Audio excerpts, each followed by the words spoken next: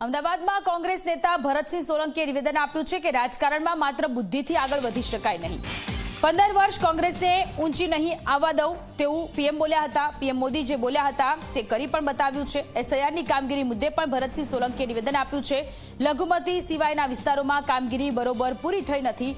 લોકો બહાર કામે જાય તેવા આદિવાસી વિસ્તારમાં કોઈને ખબર નથી। રજીસ્ટર્ડ થયેલા મતદારોને પણ ફરીથી આ ફોર્મ ભરવું પડે છે। 8 દિવસની કામગીરી બાકી અત્યાર સુધી 60 થી 70% કામ થયું છે। ભરતસિંહ સોલંકીના જન્મદિવસ નિમિત્તે કાર્યક્રમ યોજાયો હતો જેમાં તેમણે આ નિવેદન આપ્યું છે। પરિવાર સંગમ સંમેલન કાર્યક્રમમાં ભરતસિંહે આ નિવેદન આપ્યું છે। રાહુલજીની વાતને જાણે ચૂંટણી પંચે સ્વીકારી હોય તો એ ચૂંટણી પંચને સ્વીકાર્યા પછી એસઆઈઆર લઈ આવ્યા, સ્પેશિયલ ઇન્વેસ્ટિગેશન રિવિઝન।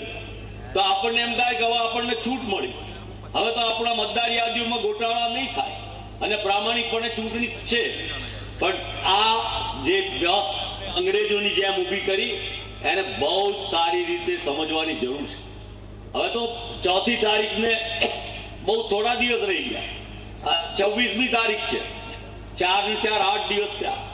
કેટલાય વિસ્તારોમાં 60-70% થયું છે।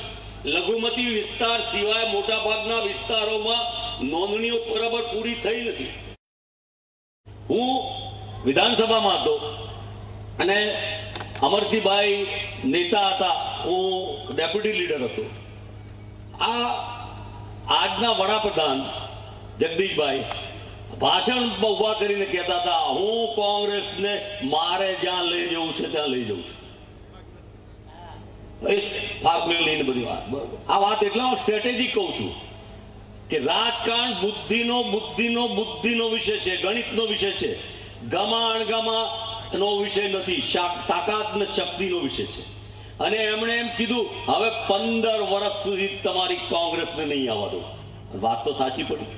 એમણે કીધું માધવસિંહ સોલંકીનો રેકોર્ડ તોડી નાખીશું, એમણે વાત સાચી પડી।